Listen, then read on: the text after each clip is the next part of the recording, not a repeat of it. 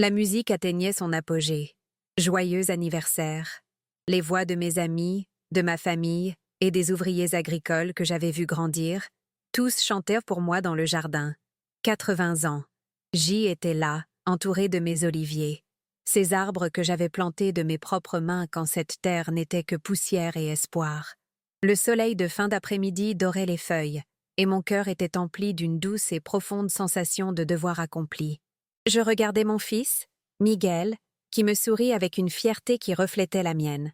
J'allais annoncer ce soir l'avenir de la ferme, l'héritage que mon défunt mari et moi avions bâti à partir de rien. Une larme de gratitude coula sur ma joue ridée. La vie, malgré ses difficultés, avait été belle. La musique s'arrêta, comme toujours, dans ce silence d'attente qui précède le gâteau. Et puis, je l'ai vue. Ma fille, Sophia, elle était magnifique dans cette robe bleue dont je savais qu'elle avait coûté une fortune, mais ses yeux, il y avait quelque chose d'inconnu dans son regard, un éclat froid et perçant. Elle poussait le chariot en argent poli, celui que nous utilisons pour chaque fête de famille depuis son enfance. Les invités se retournèrent, souriants, impatients de découvrir le chef d'œuvre du pâtissier du village. Je me redressai dans mon fauteuil en osier, prête à faire un vœu et à souffler les bougies. Mais quelque chose clochait. L'atmosphère devint pesante. Un frisson étrange me parcourut l'échine. Une vigilance que j'ai appris à respecter après des décennies de sécheresse. Le silence qui suivit était assourdissant, seulement rompu par le bruit de la charrette roulant sur la pierre. Sophia s'arrêta net devant moi, là où aurait dû se trouver un gâteau à 3 étages, orné de fleurs en sucre. Il y avait de la terre. Un monticule de terre sombre et humide, prélevé directement de ma ferme. Elle était grossièrement moulée en 3 couches, une imitation cruelle et grotesque d'un gâteau de fête. Et au sommet, plantée là, comme pour se moquer de moi, une simple bougie blanche éteinte. Mon cerveau était incapable de comprendre. Était-ce une mauvaise blague? Une terrible erreur? J'observais les visages des invités. Le choc était général. Les gens déglutissaient difficilement, leur sourire figé se transformant en expression d'horreur et de pitié. J'avais la nausée. Sophia se pencha vers moi, son parfum coûteux envahissant mon espace. Son sourire, désormais ouvertement venimeux, laissait transparaître une satisfaction cruelle dans ses yeux. Elle ramassa la bougie éteinte et la fit tournoyer entre ses doigts, comme pour admirer son œuvre désastreuse. Puis, elle me fixa droit dans les yeux, sa voix claire et forte, suffisamment forte pour que tous les spectateurs du premier rang entendent chaque syllabe cinglante. « Joyeux anniversaire, maman !» Ce mot sonnait comme une insulte, un crachat. Puisque la terre est la seule chose que tu aies aimée plus que tes enfants, j'ai pensé te donner ce que tu mérites vraiment. Le monde s'arrêta. Je sentis le sang se retirer complètement de mon visage. Mes mains, calleuses après 60 ans à travailler cette même terre, se mirent à trembler de façon incontrôlable. L'humiliation était physique. Personne ne bougeait. Personne ne respirait. J'entendais les grillons de nuit commencer à chanter.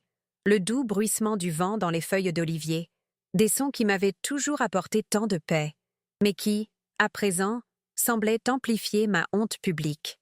J'y étais une attraction de cirque, la vieille femme insensée qui aimait la terre plus que sa propre fille. Je vis le mari de Sophia, cet agent immobilier aux yeux furtifs, qui observait la scène avec une satisfaction à peine dissimulée. Miguel, mon fils, s'avança, le visage rouge de colère contenue, prêt à défendre mon honneur. Mais je levai une main tremblante pour l'arrêter. Je ne pouvais pas m'effondrer. Pas là. Pas devant tout le monde. Mais intérieurement, quelque chose se brisa. Cette fierté octogénaire, la dignité que j'avais bâtie, tout semblait s'écrouler avec ce monticule de terre immonde. Je sais, c'est difficile à croire.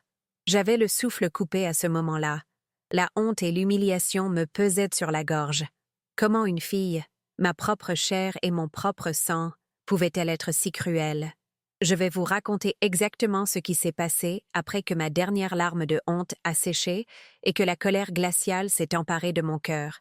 Mais avant de poursuivre ce douloureux récit, j'ai besoin de vous demander une chose très importante. Si mon histoire, même à ses débuts si terribles, vous a touché, abonnez-vous à la chaîne. C'est un geste simple, mais il me donne la force de continuer à révéler la vérité et me montre que vous êtes à mes côtés. Cliquez sur le bouton « Rejoignez notre famille » et j'aimerais aussi savoir jusqu'où ma voix porte. En 80 ans, j'ai rarement quitté cette ferme, cette terre qui est toute ma vie. Mais maintenant, grâce à cette histoire, j'ai l'impression de pouvoir voyager à travers le monde. Alors, s'il vous plaît, faites plaisir à cette vieille dame et dites-moi en commentaire de quelle ville ou de quel état vous me suivez. Je lis tous les commentaires. Savoir d'où vous venez et que vous m'écoutez me réchauffe le cœur et me rappelle que je ne suis pas seule dans ce combat. Nous aimons savoir jusqu'où nos histoires sont portées. Merci infiniment pour votre soutien. Maintenant, retournons à nos moutons. Pour comprendre l'ampleur du choc que j'ai ressenti, le poids de cette humiliation publique, il faut savoir ce qui s'est passé dans les semaines précédant cette fête. Ce gâteau de la terre N n'était pas un simple accès de colère de Sophia. C était l'aboutissement d'une campagne cruelle, calculée et froide que, dans mon aveuglement maternel, j'ai refusé de voir. Tout a commencé il y a environ 1 mois. Sophia et son mari, cet agent immobilier dont le regard ne m'a jamais inspiré confiance, ont commencé à me rendre visite avec une fréquence inhabituelle. Ils n'amenaient pas leurs petits-enfants. Ils apportaient des propositions. Ils apportaient des disputes. Ils arrivaient avec des dossiers remplis de papiers et un sourire mielleux qui n'atteignait pas leurs yeux. Parlant de mon bien-être et de ma retraite bien méritée, d'une manière qui me glaçait le sang. Au début, je n'y ai pas prêté attention. Vendre la ferme? J'ai ri. J'ai demandé à Sophia si elle allait bien. Vendre quoi, ma fille? Cette terre, c'est moi, c'est ton père, c'est ton histoire. Mais elle ne plaisantait pas. Elle et son mari étaient assis à ma table de cuisine, celle-là même où j'aidais mes enfants à faire leurs devoirs. Et ils ont étalé des cartes et des contrats. Ils parlaient d'un conglomérat de complexes hôteliers de luxe. Ils employaient des expressions comme « opportunité unique »,« liquidité » et « vivre comme une reine ». Son mari, surtout, il parlait vite, m'interrompant sans cesse, me montrant des chiffres qui ne signifiaient rien pour moi. J'ai eu un goût amer dans la bouche. Il ne parlait pas de ma maison. Il parlait d'un « actif ». Sophia employa une autre tactique, celle de la fille inquiète. « Maman, tu as 80 ans. 80 ans. Tu as trop travaillé. N'es-tu pas fatiguée de te lever avant l'aube, d'avoir les mains sales? Tu mérites de te reposer. Tu mérites de voyager, de t'acheter des bijoux. » Elle disait cela en tenant mes mains calleuses, ses mains qu'il avait nourries et vêtues, et je vis la répulsion voilée dans ses yeux. Elle ne voyait pas de fierté dans mes rides. Elle voyait la déchéance. Elle ne voyait pas de force dans mes callosités. Elle voyait la pauvreté. Et moi, naïvement, je voulais encore croire qu'il s'agissait d'inquiétude. Je dis « Mais, ma fille, je suis heureuse ici. Mon repos, c'est de contempler ces oliviers. Mon bijou, c'est l'huile d'olive que nous produisons. » Mais mes paroles me revinrent en pleine figure. La pression augmentait de jour en jour. Les appels téléphoniques devenaient quotidiens. « Maman, les acheteurs font une offre exceptionnelle. C'est maintenant ou jamais. » La voix de Sophia se faisait plus sèche, plus impatiente. Son mari avait même amené un représentant du complexe hôtelier, un homme en costume coûteux qui contemplait mes oliviers centenaires et parlait de l'emplacement prévu pour le terrain de golf. J'en avais la nausée. Il voulait dénaturer ce lieu, bétonner la terre que le père de mes enfants et moi avions rendue fertile à la sueur de notre front. Il ne comprenait pas, ou refusait de comprendre, que cette terre était ma vie. Je n'en étais pas propriétaire. Elle m'appartenait. Chaque arbre avait été planté par Miguel ou moi. Chaque pierre du chemin avait été enlevée de nos mains. Mon mari est mort trop jeune. Un cancer. Il m'a laissé avec 2 jeunes enfants et ce lopin de terre aride que tous disaient sans valeur. « Vends-le, Elara. Va en ville, trouve un travail », me disait-il. Mais je me suis accrochée à la promesse que je lui avais faite sur son lit de mort. « Je vais faire de cet endroit un paradis, mon chéri. Nos enfants y grandiront forts. » Et c'est ce que j'ai fait. Pendant 60 ans, j'ai lutté contre la sécheresse, contre les épidémies, contre les banques qui refusaient de prêter de l'argent à une veuve. Je me levais avant le soleil et me couchais après la lune. J'ai transformé la poussière en l'une des oliveraies les plus florissantes de la région. Cette ferme N n'était pas une entreprise. C était un monument à l'amour, à la résilience et à la ténacité. J'ai élevé mes enfants ici. Sophia a toujours été différente. Elle détestait se salir les chaussures. Elle se plaignait de l'odeur du compost. Elle rêvait de la grande ville, de vêtements de marque et d'une vie que je ne pouvais pas lui offrir. Elle voyait la ferme comme une prison, un fardeau qui l'empêchait d'être celle qu'elle méritait d'être. Miguel, en revanche, était tout le contraire. La terre coulait dans ses veines. Depuis son enfance, il me suivait, apprenant les secrets des oliviers, comprenant le cycle des pluies.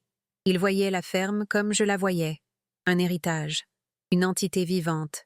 Tandis que Sophia est partie dès qu'elle a pu, épousant cet homme avide, Miguel est resté.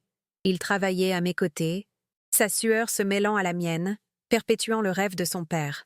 L'insistance de Sophia devint désespérée. « Maman, tu es égoïste? Garder Miguel ici, dans cette vie de plouc à la campagne? Me priver de ce que je mérite? C'est ta chance d'avoir une vraie vie, de nous offrir une vraie vie. » J'ai pleuré après cet appel. Comment pouvait-elle penser que la vie que nous avions construite, n'était pas la vraie? Comment pouvait-elle mépriser à ce point ses propres origines? La sueur qui avait payé ses études universitaires coûteuses et son mariage somptueux? La douleur de ces mots était profonde. Mais je suis restée ferme. Je n'allais pas jeter 60 ans de ma vie et la mémoire de mon mari entre les mains de spéculateurs immobiliers pour financer les dettes de jeu de mon gendre, car je savais que Zéé était de cela qu'il s'agissait. J'ai refusé. Fermement. Je leur ai dit, 1 semaine avant la fête, c'est tout. Le terrain n'est pas à vendre. Il ne l'a jamais été. C'est terminé. Le regard que Sophia m'a lancé ce jour-là, j'aurais dû comprendre. Ce haine n'était pas de la déception. C'était de la haine. Une haine froide et calculatrice. J'ai vu ma fille disparaître et une étrangère prendre sa place. Mais elle l'a vite dissimulé, a forcé un sourire et a dit « D'accord, maman, comme tu veux. Concentrons-nous sur ta fête de 80 ans. Je m'occupe de tout. Ce sera inoubliable. » Et ce fut le cas, mais pas comme je l'avais imaginé. Elle est devenue du jour au lendemain la fille dévouée, organisant tout avec un zèle aveuglant.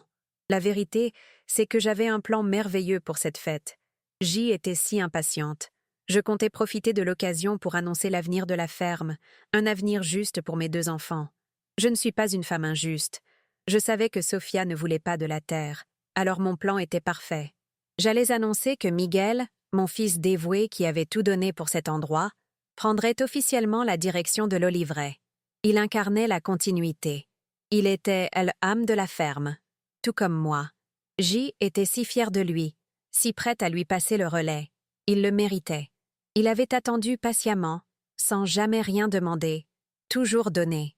Et pour Sophia, pour Sophia, j'avais quelque chose de spécial. Je développais en secret une nouvelle gamme de produits, des cosmétiques et des articles de luxe à base de notre meilleure huile d'olive. J'avais signé des contrats avec quelques boutiques de la capitale. J'allais annoncer à la fête que Sophia recevrait tous les bénéfices de cette nouvelle gamme. Ce serait l'argent de la ville qu'elle désirait tant, mais provenant toujours de la terre qu'elle méprisait.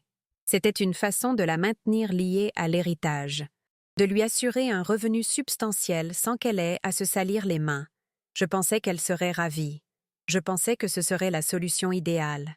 Je voulais voir mes 2 enfants heureux et à l'abri du besoin.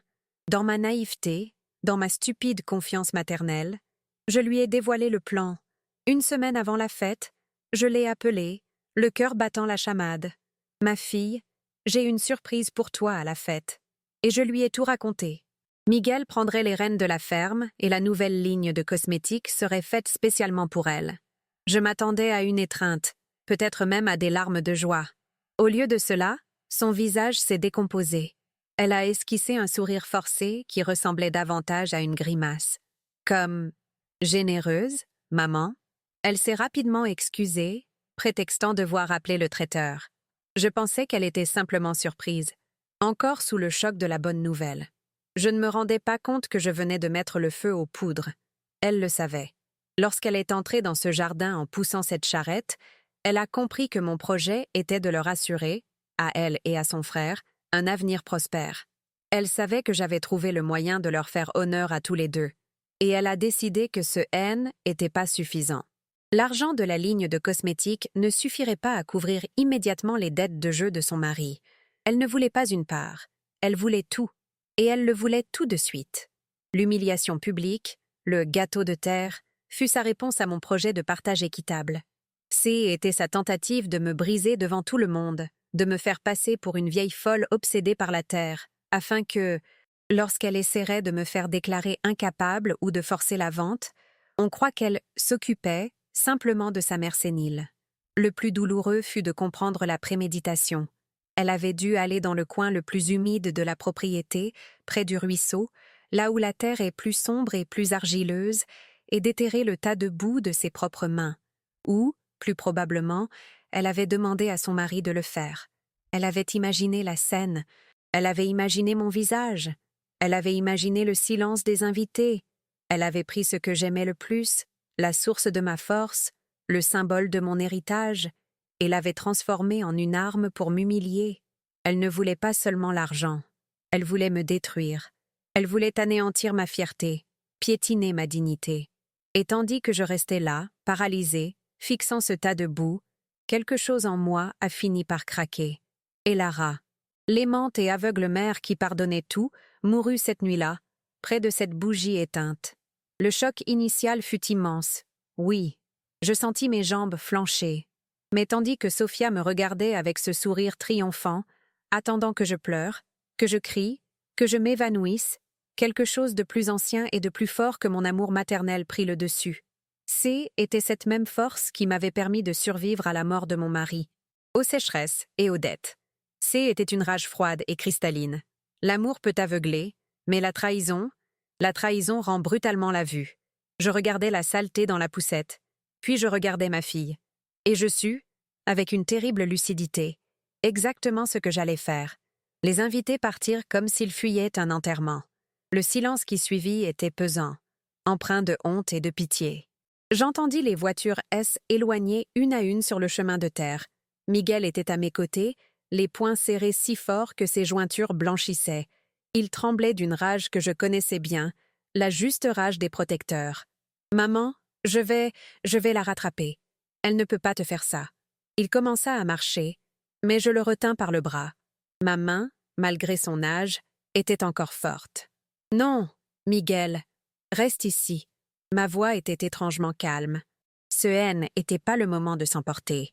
C était le moment du silence. C était le moment de réfléchir. Sophia fut la dernière à partir, bien sûr.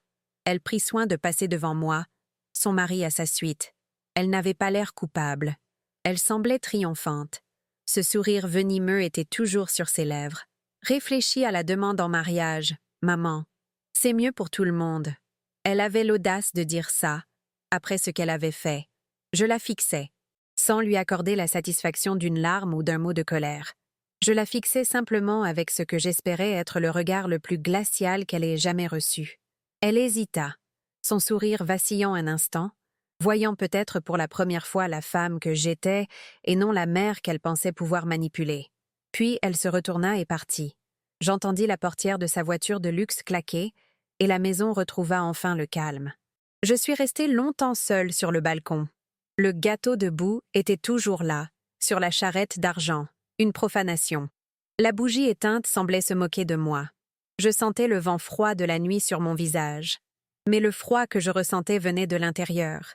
C était une glace qui se répandait dans mes veines, figeant la douleur, le choc et l'humiliation. Je ne me sentais pas faible. Je ne me sentais pas vieille de 80 ans. Je me sentais comme l'un de mes vieux oliviers, noueux, durs et impossibles à tuer. J'avais survécu à la sécheresse, à la peste et à la solitude. Je survivrais certainement à Sophia. La mère aimante et aveugle était morte. À sa place, la matriarche de cette terre S était éveillée. Je n'ai pas pleuré. Les larmes se sont taries avant même de se former.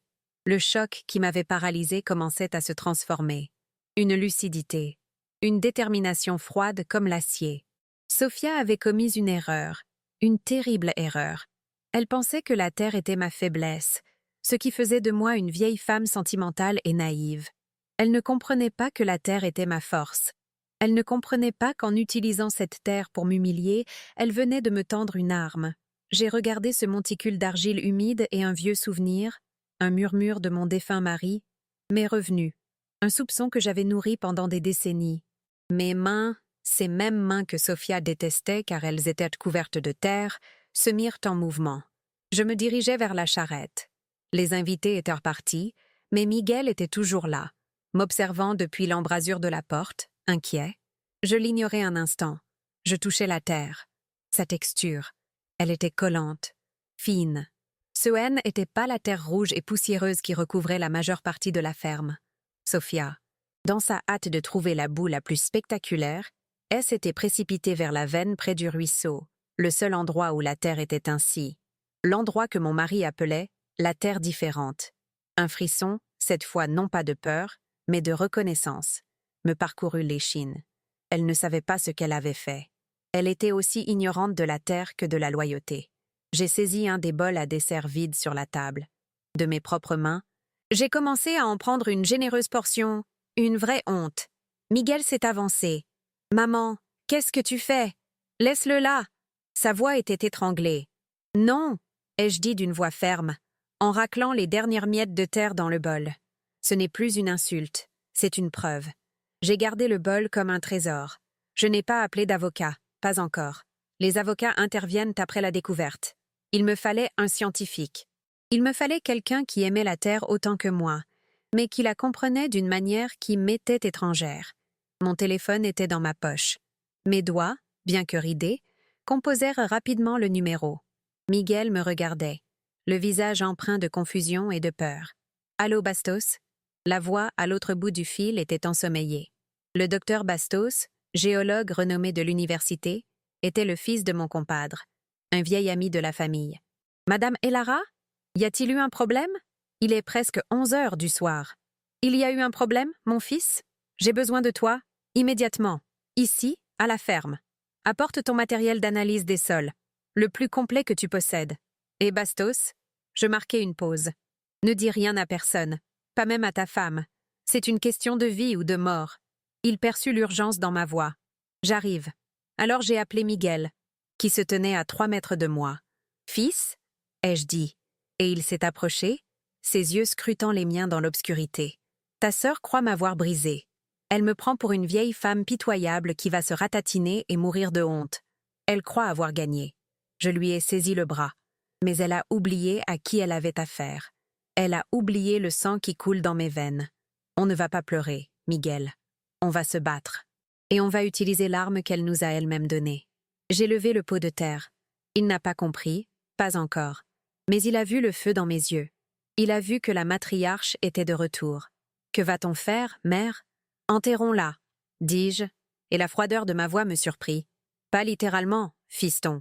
Enterrons-la sous ses propres crimes, sous sa propre cupidité. Je demandai à Miguel d'aller chercher une pelle et d'autres sacs pour les prélèvements. Nous nous rendîmes, dans l'obscurité, éclairés seulement par le clair de lune et une lampe torche, à l'endroit près du ruisseau. Les marques étaient là, nettes, les empreintes des chaussures de luxe de Sophia et les traces plus profondes des bottes de son mari. Ils avaient creusé ensemble. L'image d'eux, riant, planifiant mon humiliation, me glaça le cœur. « Tiens, dis-je à Miguel, creuse, prélève des échantillons à différentes profondeurs. » Il obéit sans hésiter. La terre était d'une couleur pâle, presque blanche, sous la couche superficielle sombre. Tandis que Miguel creusait, je repensais à mon mari. 20 ans plus tôt, il réparait une clôture près de ce ruisseau après qu'une crue majeure eût emporté la terre végétale. Il était rentré ce soir-là les mains pleines de cette même argile blanche et collante. « Elara, cette terre est différente, » avait-il dit, fasciné. Elle chante autrement. Nous étions pauvres. Nous essayions de sauver nos oliviers. Nous n'avions ni l'argent ni le temps de chercher à comprendre ce que cela signifiait. Nous nous contentions de recouvrir l'endroit et de poursuivre notre lutte. Mais je n'ai jamais oublié. Sophia, dans sa cruauté, venait de déterrer le plus grand secret de notre famille. Le docteur Bastos arriva après minuit, l'air effrayé. Il vit mon visage, le pot de terre sur la table de la cuisine, les sachets d'échantillons que Miguel avait apportés. « Madame Elara, pour l'amour du ciel, qu'est-ce que c'est que ça ?» lui dis-je. Je lui racontai tout. La fête, l'humiliation, la proposition du complexe hôtelier, la cupidité de Sophia. Il écouta en silence, le visage durci. C était un homme bon, un homme de la terre, comme moi. Quand j'eus fini, il ne dit rien de ma fille.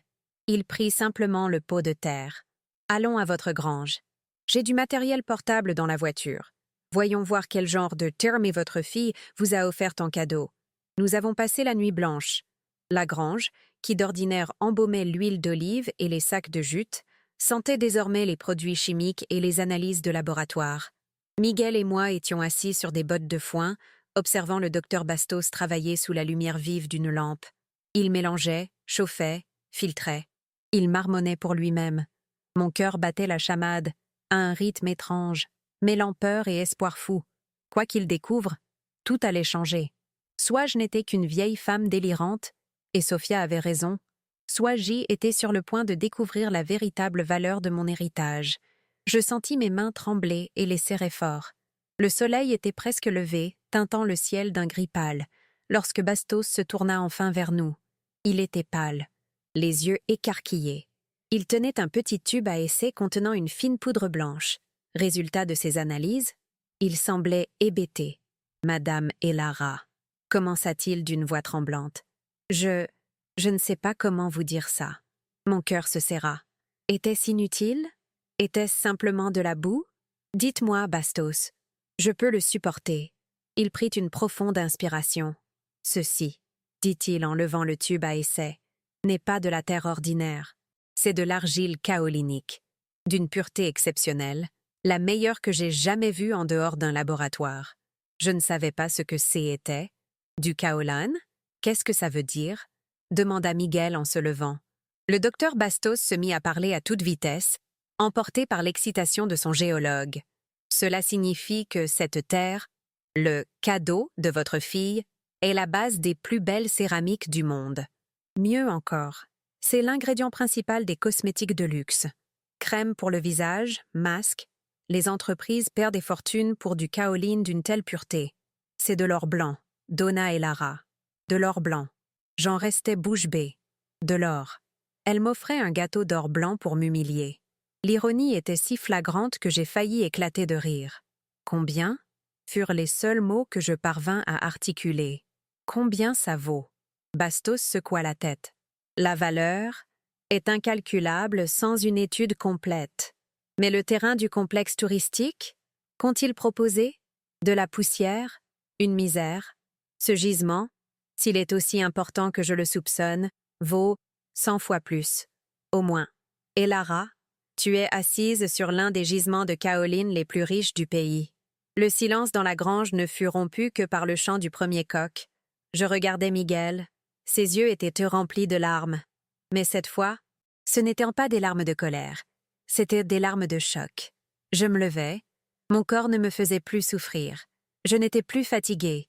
Bastos, dis-je d'une voix claire comme le cristal. J'ai besoin de votre serment. Personne ne doit être au courant. Personne. Il hocha vigoureusement la tête. Bien sûr. Donna Elara, motus et bouche cousue. Excellent. Maintenant, je veux que vous prépariez un rapport officiel, le plus rapidement possible. Détaillé, scientifique. Il comprit immédiatement. Ce sera ma première tâche de la journée. Je me tournai vers Miguel. Le soleil se levait. Mon fils, dis-je, appelle l'avocat, mais pas l'avocat de famille. Appelle le docteur Almeida, le requin, dis-lui que nous avons une affaire très importante à régler, et dis-lui que le secret est absolu. Le docteur Almeida N n'était pas un homme de famille, avocat d'affaires. Il était spécialisé dans le droit minier et les litiges. Impitoyable et coûteux, il était exactement ce qu'il me fallait. Il arriva à la ferme l'après-midi même, sa voiture noire soulevant un nuage de poussière. Il n'était pas du genre à sourire. Il écouta mon récit, lut le rapport préliminaire de Bastos et examina les documents relatifs à l'offre du complexe hôtelier que Sophia avait laissé. Il resta longtemps silencieux, tapotant légèrement du bout des doigts sur la table. Puis il me regarda. « Madame Elara, votre fille est cupide, mais c'est une piètre stratège. Son insulte fut le plus beau cadeau qu'elle pouvait vous faire. Que fait-on, docteur? Demandai-je. J'y étais prêt au combat. Almeida sourit, un sourire fin et carnassier. D'abord, nous enregistrons les droits miniers pour cette propriété. Immédiatement, avant même qu'ils aient pu respirer. Nous enregistrerons tout. chaque pouce carré pour exploration minière, cela, à lui seul, rendra la construction d'un complexe touristique impossible, en raison des lois environnementales et minières. Leurs terres deviendront inutilisables pour l'usage qu'ils en avaient prévu. Je ressentis un immense soulagement. Mais ce n'est pas suffisant, poursuivit-il. Nous n'allons pas nous contenter de nous défendre. Nous allons attaquer. Attaquer comment? Demanda Miguel d'une voix tendue. Ah, ta mère a 2 enfants, dit Almeida en me regardant. Ta fille veut vendre. Ton fils veut exploiter la terre. Le droit successoral pourrait compliquer les choses si Sofia décide de contester un testament, surtout si elle prétend que tu es incapable. Ces mots me frappèrent comme une gifle. Elle essaierait ça, murmurai-je. Le coup du gâteau foncier, était une mascarade, pour me faire passer pour un sénile. Exactement, dit Almeida. Alors, ne lui laissons rien à contester. Créons une nouvelle société, maintenant. Le plan était ingénieux dans sa cruelle simplicité. Créons une société à responsabilité limitée. Appelons-la Terra Pura Cosmétique et Céramique. Qu'en pensez-vous? Suggéra Almeida. J'acquiesçai. Ensuite, poursuivit-il, nous transférerons tous les droits d'exploitation et d'exploration de la ferme, tout le kaolin, tous les bénéfices futurs de ce gisement à cette nouvelle société. La propriété du terrain, de la ferme elle-même, vous reste acquise. Mais la véritable valeur, ce qui se trouve sous terre, appartiendra entièrement à Terra Pura. Je comprenais. Nous étions en train de séparer la terre de son trésor. Et qui sera propriétaire de cette entreprise? Demandai-je, même si mon cœur connaissait déjà la réponse. Le docteur Almeida regarda Miguel. Lui, l'entreprise sera créée et enregistrée avec 100% des actions au nom de Miguel Angelo Rossi. Juridiquement, Elara, vous léguerez les droits d'exploitation à votre fils de son vivant. Sofia ne touchera pas un centime de cette opération. Lorsqu'elle viendra avec les acheteurs du complexe touristique, elle ne cherchera pas à acheter une oliveraie. Elle cherchera à acheter une mine enregistrée, et elle n'aura rien à proposer.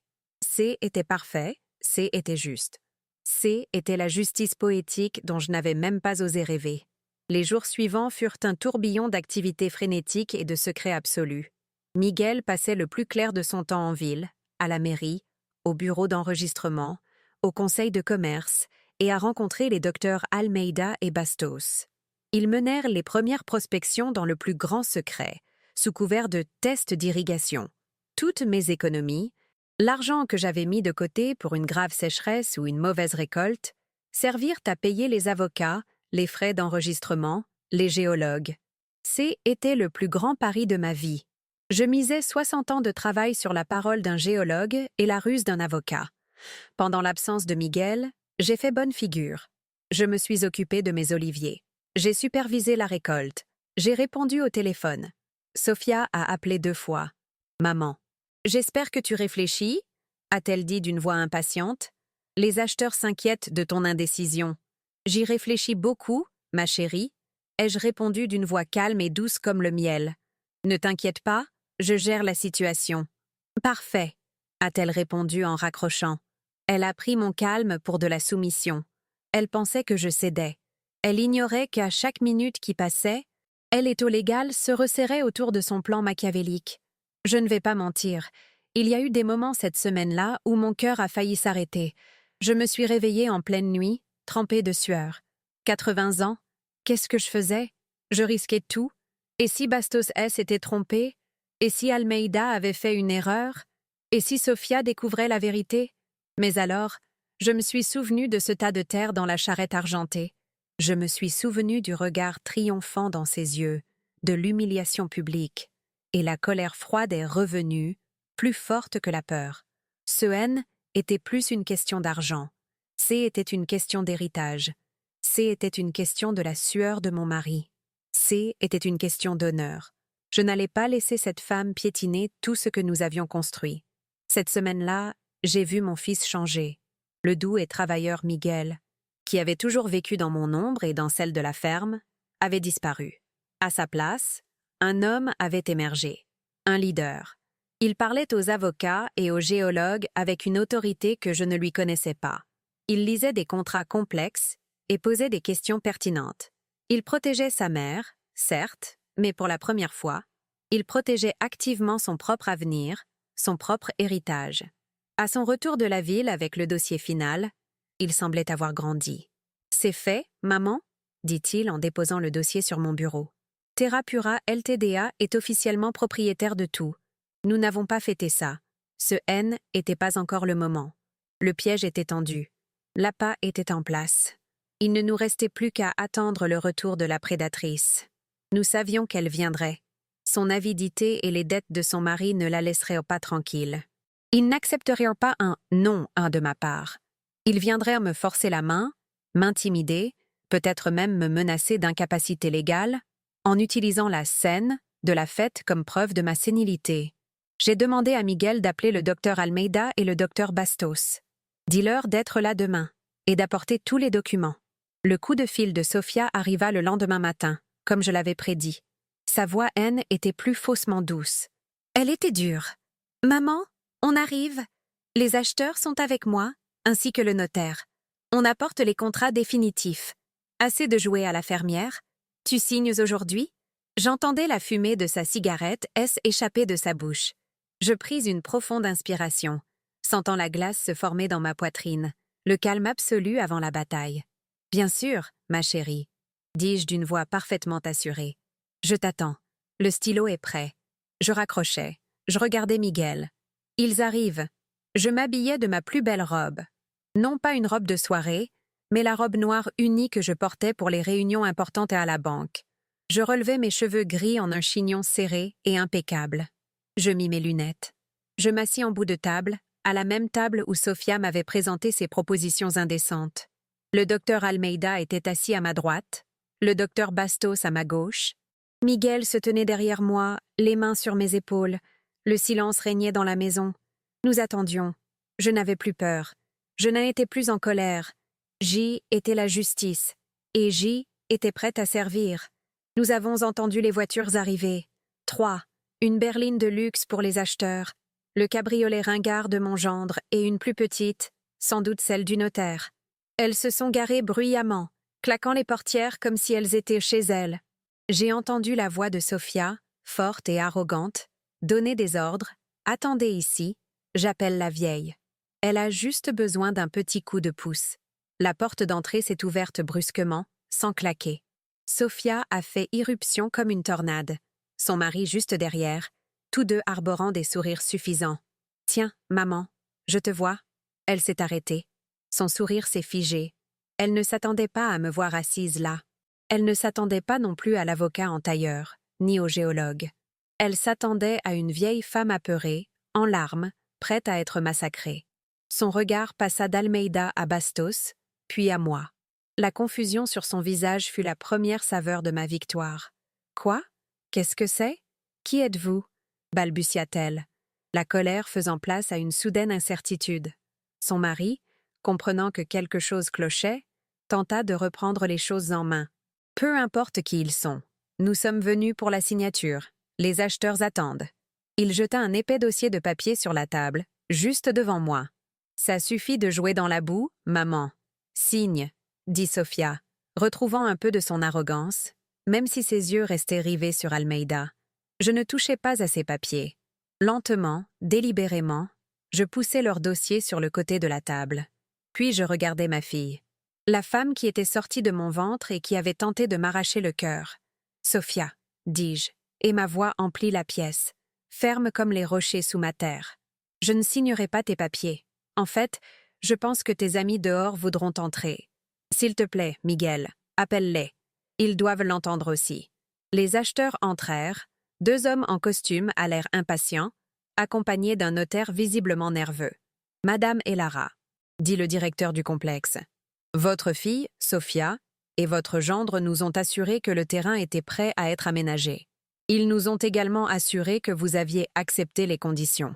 Nous sommes ici uniquement pour officialiser la transaction. Nous n'apprécions pas de perdre notre temps. » Il était arrogant, habitué à obtenir ce qu'il voulait. Je le regardais et esquissais un sourire, le premier sincère depuis 1 semaine. « Oh, monsieur, je vous en prie.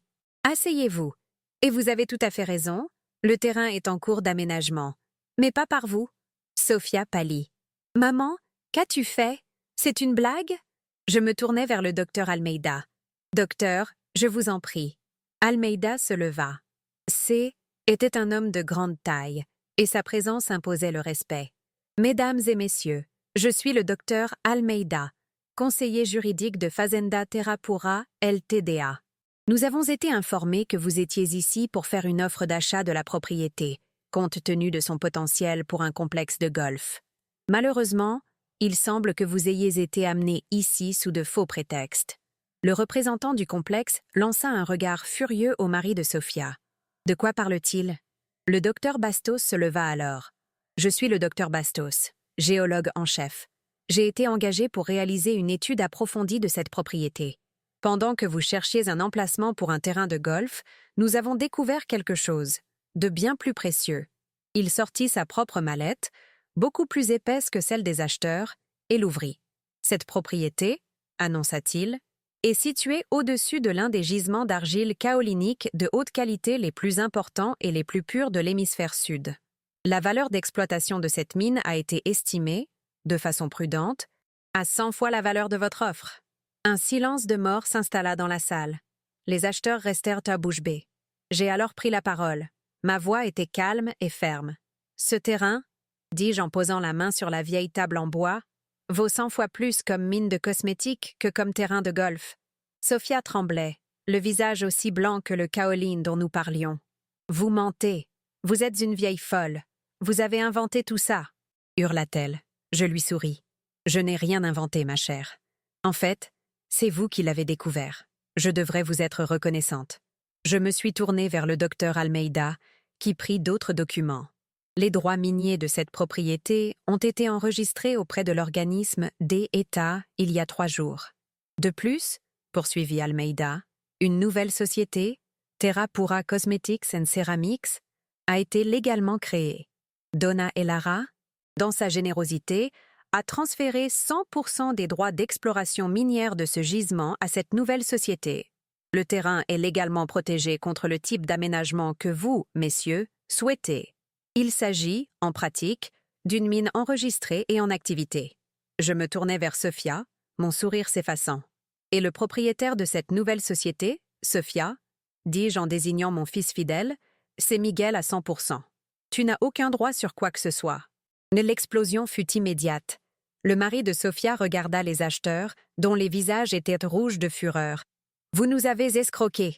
hurla le gérant du complexe hôtelier à mon gendre. « Vous nous avez fait perdre notre temps et notre argent. Vous nous aviez assuré que le terrain était libre de toute charge. Notre service juridique va vous anéantir. » Le gendre de Sofia se mit à bégayer, la culpabilité et la panique se lisant sur son visage. Il savait qu'il avait été pris la main dans le sac. Il avait menti aux acheteurs, avait probablement déjà encaissé un acompte, et maintenant tout s'écroulait. Sofia me regarda, les yeux emplis d'une haine si pure qu'elle était presque palpable. « Toi, sorcière, tu m'as volé. »« Je n'ai rien volé, » dis-je en me levant pour la première fois. Ma voix était forte, chargée de 80 ans de puissance contenue. J'ai protégé mon héritage. J'ai protégé le fruit du labeur de votre père. J'ai protégé l'avenir de votre frère. Toi, dis-je en la pointant du doigt, tu as essayé de m'humilier.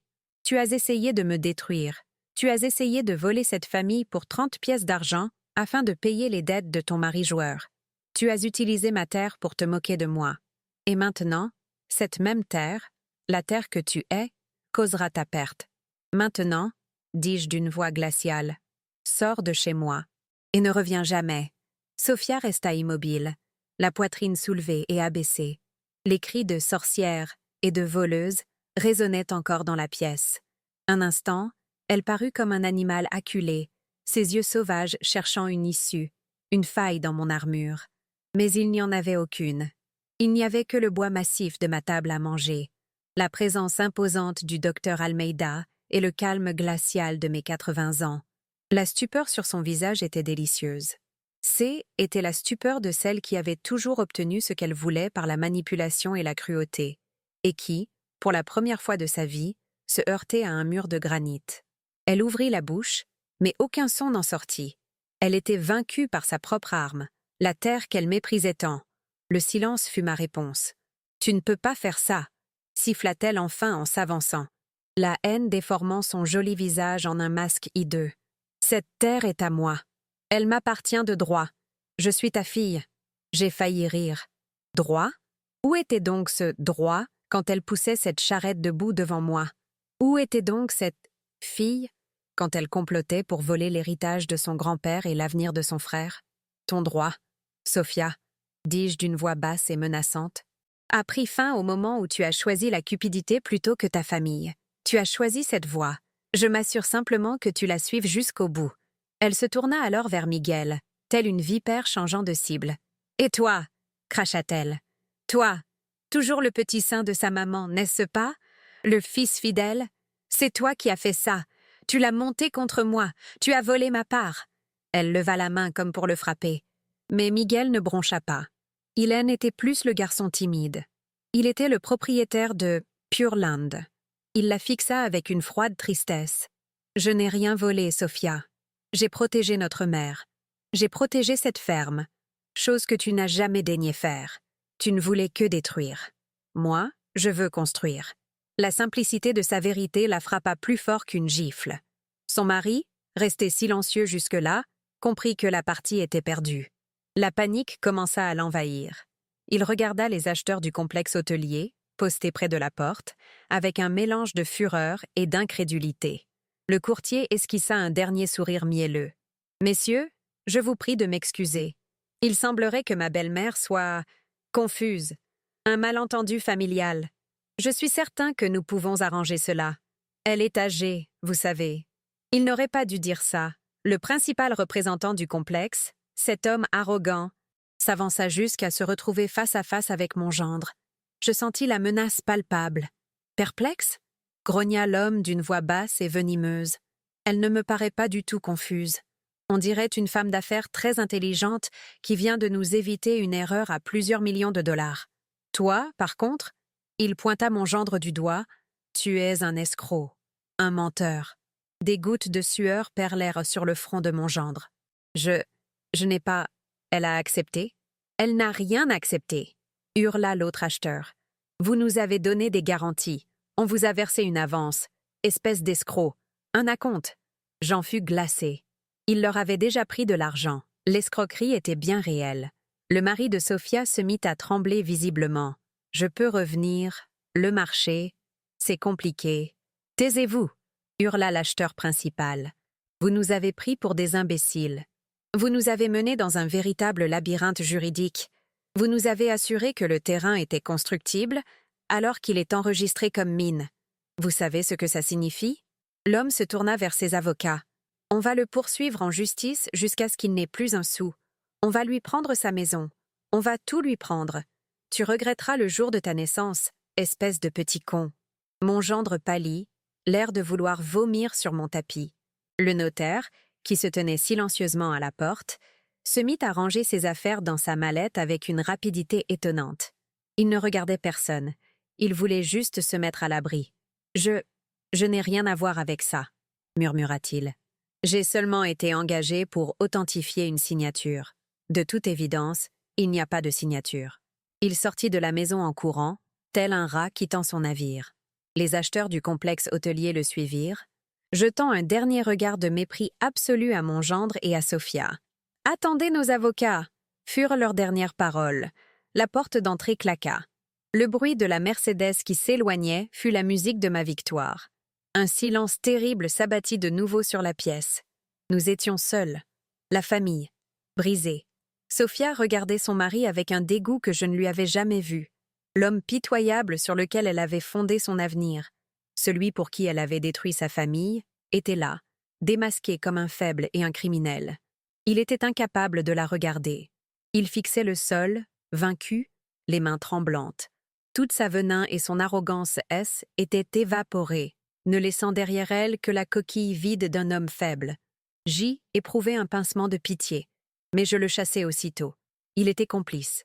Il avait remué le passé avec moi. Il méritait son sort. Sophia, réalisant que son mari était inutile et que les acheteurs étaient en partie, se tourna vers moi. Son attitude changea. La colère avait disparu, remplacée par ce qu'elle croyait être une supplique. Des larmes se mirent à couler sur son visage, mais elles semblaient fausses, comme récitées. « Maman, s'il te plaît, maman !» Elle tenta de s'approcher, mais Miguel la bloqua d'un bras ferme. « Maman, tu ne comprends pas? Ces dettes, elles sont énormes. Ce ne sont pas de simples dettes de jeu. Ce sont des gens dangereux. Ils vont nous tuer, maman. Ils vont nous faire du mal. Tu dois m'aider. » Ah, voilà. L'ultime vérité. Ce N était pas seulement de la cupidité. C était du désespoir. C était de la peur. Elle ne m'a pas humiliée par appât du gain. Elle m'a humiliée pour se sauver elle-même. Un instant, le cœur de ma mère vacilla. Cet instinct ancestral de protéger sa progéniture, aussi toxique fût-elle. Mais soudain, l'image du gâteau de terre me revint en mémoire. L'image des invités stupéfaits, l'image de ma fierté de 80 ans piétinée devant tout le monde. Elle ne pensait pas à moi comme à maman quand elle a fait ça. Elle ne pensait pas à moi quand elle a essayé de me détruire. Elle ne pensait qu'à elle. Et maintenant, elle voulait que je la sauve. Je la fixai du regard, et mon cœur se glaça. « Des gens dangereux, Sophia? Tu veux parler de danger ?» Ma voix n'était qu'un murmure, mais elle transperça la pièce comme un couteau. « Tu as fait entrer le danger dans cette maison. Tu as semé la honte. Tu as semé la trahison. Tu as couché avec des chiens, et maintenant tu t'étonnes d'avoir des puces. Tu as épousé cet homme, dis-je en regardant les vieilles choses tremblantes dans un coin. Et tu as cru à ses mensonges. Tu as choisi sa vie plutôt que celle de ta famille. Tu as choisi l'argent facile plutôt que le travail. Je me suis levée, sentant toute la force de mes oliviers m'envahir. Ces dettes, dis-je, ne sont pas mon héritage. Sa peur n'est pas mon problème. Et ton choix, ajoutai-je en la regardant droit dans les yeux, a scellé ton destin. Tu n'es plus la bienvenue dans cette maison. Tu n'as plus ta place sur cette terre. Tu n'as plus de mère ici. La gravité de ces mots la frappa de plein fouet. Les larmes de façade séchèrent, et la haine pure et désespérée revint. Elle comprit qu'elle avait perdu. Elle avait tout perdu. Il n'y avait plus d'espoir. La maison avait gagné. Son mari trouva enfin la force de bouger. Il n'avait plus rien à perdre. Il serra le bras de Sophia. « Allons-y, Sophia. C'est fini. Il n'y a plus rien ici. » Sa voix était éteinte. Il savait que sa vie, telle qu'il la connaissait, était terminée. Il allait faire faillite, aller en prison, ou pire, tomber entre les mains de ses créanciers. Et il emmenait Sophia avec lui. Elle résista un instant, les yeux fixés sur les miens, cherchant à me transpercer du regard. Je ne détournai pas les yeux. Je la laissai voir qu'il n'y avait plus d'amour, seulement la froide conséquence de ses actes. Elle ne dit plus rien. Elle ne pleura pas. Elle me lança juste un dernier regard. Ce haine n'était pas un regard de tristesse, ni de remords. C était un regard de promesse. La promesse que, si jamais elle en avait l'occasion, elle me détruirait vraiment. J'acceptais ce regard. Je le conservais. Je n'avais plus peur d'elle. Elle était juste pathétique. Elle se dégagea de l'étreinte de son mari et se dirigea d'un pas raide vers la porte. Elle ne se retourna pas. Il la suivit, un homme brisé, trébuchant. Je les regardais partir. Deux figures incarnant l'avidité et la décadence, laissant derrière elles la solidité et l'honneur. Miguel les suivit en silence jusqu'au perron. Je ne voulais pas qu'elle parte sans avoir reçu une dernière insulte en retour. Je l'entendis fermer la porte d'entrée, non pas brutalement, mais avec une fermeté certaine. Le clic de la serrure fut le son le plus satisfaisant que j'ai jamais entendu. J'entendis leur voiture démarrer, le moteur rugissant d'une rage impuissante. Les pneus crissèrent sur le gravier, projetant des cailloux contre la maison tandis qu'ils dévalèrent le chemin de terre, fuyant le lieu de leur plus grande défaite. Et puis, le silence. Un silence profond et bienfaisant, seulement troublé par la douce brise dans mes oliviers. J était toujours dans la salle à manger. Le docteur Almeida et le docteur Bastos me regardaient en silence, respectueux de l'instant. Miguel revint dans la pièce, le visage pâle, mais les épaules droites. Il s'approcha de moi. Je me tournai vers lui. Je ne pleurais pas. Il ne pleura pas. Nous nous regardâmes simplement. Une profonde compréhension s'installa entre nous. Nous avions traversé l'épreuve ensemble. Nous avions préservé l'héritage. Il posa sa main calleuse, si semblable à celle de son père, sur mon épaule. « C'est fini, maman, » murmura-t-il. « C'est fini. » J'ai pris une grande inspiration pour la première fois depuis une semaine. J'ai senti la poussière soulevée par leur départ précipité, mêlée à l'odeur d'huile d'olive et de vieux bois de ma maison. Le poids de 80 ans m'accablait, mais ce N n'était pas une mauvaise fatigue. C était l'épuisement qui suit une récolte difficile mais fructueuse. C était l'épuisement de la victoire. Je me suis tournée vers le docteur Almeida. « Docteur, je crois que nous devons un verre à cet homme », ai-je dit en désignant Bastos. Et puis, ai-je ajouté en regardant Miguel. Nous avons une mine à construire. Je me suis approchée de la fenêtre. J'ai regardé dehors, vers ma terre, la terre dont Sophia S. était servie pour m'humilier, la terre qui était désormais la source de notre salut, de notre avenir. Le soleil était fort. Les oliviers semblaient briller. J'avais survécu. Plus que cela, j'avais gagné. La bataille avait été livrée et gagnée. Mais la guerre pour bâtir notre nouvel avenir ne faisait que commencer. Et pour la première fois depuis des années, je ne me sentais pas 80 ans. Je me sentais 20 ans, prêt à me salir à nouveau les mains avec la terre. Cette fois, la terre du kaolin. 2 ans ont passé. L'air sur mon balcon est différent. Aujourd'hui, j'ai 82 ans et je respire une paix que je pensais ne plus jamais ressentir. Le soleil du matin frappe toujours les feuilles d'olivier de la même manière, mais la ferme n'est plus la même. Elle est plus. Elle vit d'une manière nouvelle et vibrante. L'odeur de l'huile d'olive pressée se mêle désormais, certains jours, à un doux parfum floral qui émane de la nouvelle unité de transformation, où notre terre blanche se métamorphose en crèmes onctueuses. Assise ici, je ne suis plus une veuve luttant seule, mais la matriarche d'un empire né de la haine de ma propre fille. Je ressens un calme profond, un sentiment de justice qui réchauffe mes vieux os plus que le soleil. L'enseigne à l'entrée ne dit plus « Fazenda Rossi ». Désormais, en élégantes lettres en fer forgé, on peut lire « Fazenda Terra Pura ». Nous avons divisé l'entreprise en 2 cœurs battants. D'un côté, l'oliveraie, que Miguel, grâce à de nouveaux investissements, a rendu encore plus primée. Notre huile d'olive est maintenant exportée sur 3 continents. De l'autre, notre mine d'or blanc, source de la terre des Lara. Le nom était une idée de Miguel. J'ai pleuré quand il l'a suggéré. La terre des Lara. Cette même terre que Sophia a utilisée pour m'humilier est maintenant une marque synonyme de pureté et de luxe, vendue dans les boutiques les plus chères de la capitale. L'ironie est aussi douce que le parfum de nos produits. Miguel. Voir mon fils s'épanouir a peut-être été ma plus grande victoire. Il n'est plus le bon garçon qui vivait dans mon ombre. C'est un leader, un PDG.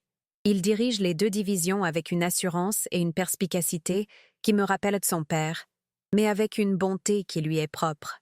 Sa femme s'occupe du marketing de Elara's Earth et mes petits-enfants courent dans les champs, n'ayant plus honte de leur vie à la campagne, mais fiers d'être les héritiers de Pure Land.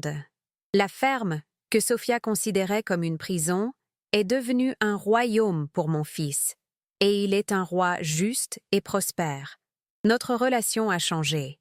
Je ne suis plus seulement sa mère, je suis sa principale conseillère. Nous passons nos soirées sur la véranda, non pas à parler de dettes ou de sécheresse, mais de nouveaux marchés, de contrats internationaux. Il m'écoute. Il respecte la sagesse que ces 82 années m'ont apportée. J'ai trouvé un nouveau sens à ma vie. Je ne me lève plus seulement pour lutter pour survivre. Je me lève pour veiller sur mon héritage. La terre que j'ai cultivée pendant 60 ans me récompense aujourd'hui d'une manière que je n'aurais jamais imaginée. Et le lien que j'ai forgé avec Miguel, né cette nuit de trahison et cimenté par la bataille qui a suivi, est plus fort que n'importe quelle pierre sur cette propriété. Et Sophia? La question que mes amis et voisins n'osent jamais me poser, mais que je vois dans leurs yeux. Je suis sans nouvelles d'elle depuis longtemps, mais les nouvelles finissent toujours par arriver. Le monde est petit, surtout pour quelqu'un qui chute d'une telle hauteur. Sa chute, et celle de son mari, fut brutale.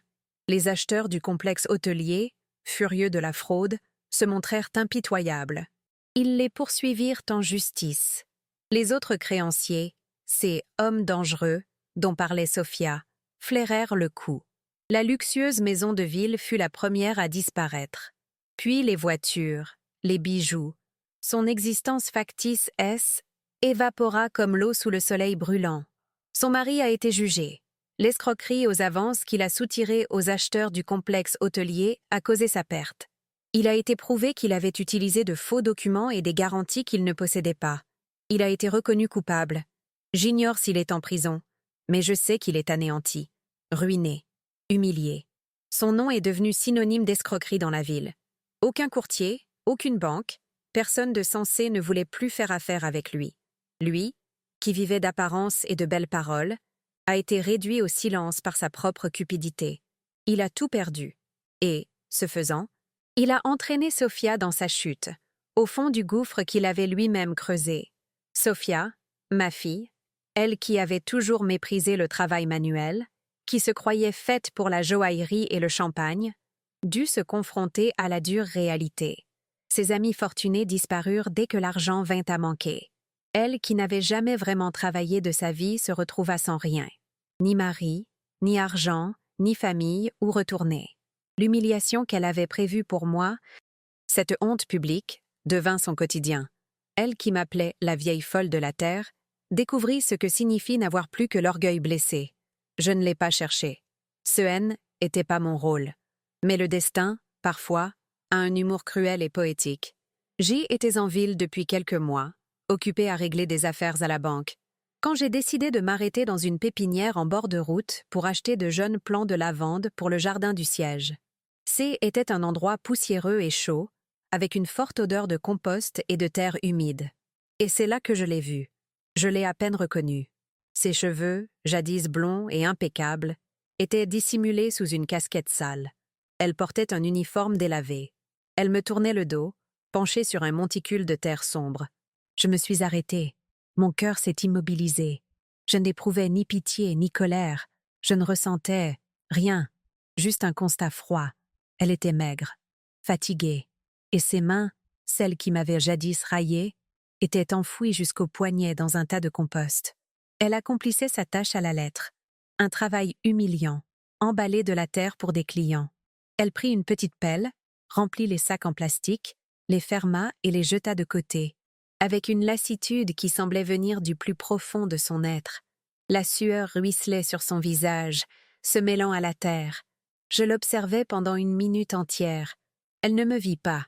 Elle était trop absorbée par sa tâche misérable. Ses ongles, qu'elle peignait d'un rouge vif, étaient cassés, noircis par la saleté. La même saleté dont elle se servait pour se moquer de moi. La saleté qu'elle méprisait. À présent, C était son pain quotidien. Elle en dépendait pour survivre. Elle devait toucher, sentir et se salir avec la chose qu'elle haïssait le plus au monde, chaque jour, pour gagner quelques pièces. Je ne pouvais imaginer de châtiment plus parfait, plus divinement ironique. La terre, mon héritage, était devenue sa prison. Je me suis retournée et suis partie sans acheter la lavande. Je ne voulais pas qu'elle me voie. Je ne voulais pas lui donner la satisfaction de ma réaction. Je n'avais pas besoin de lui étaler ma victoire au grand jour. La victoire, était l'air que je respirais, la prospérité de ma ferme, le sourire de mon fils. Sa défaite, était l'odeur du fumier sur ses mains. En montant dans la voiture, je me suis sentie légère. Le dernier poids, le dernier fantôme de cette nuit horrible, avait enfin disparu. La justice, ce n'est pas seulement la victoire des gentils, c'est aussi que les méchants récoltent ce qu'ils ont semé. Et Sophia récoltait, littéralement, ce qu'elle avait semé.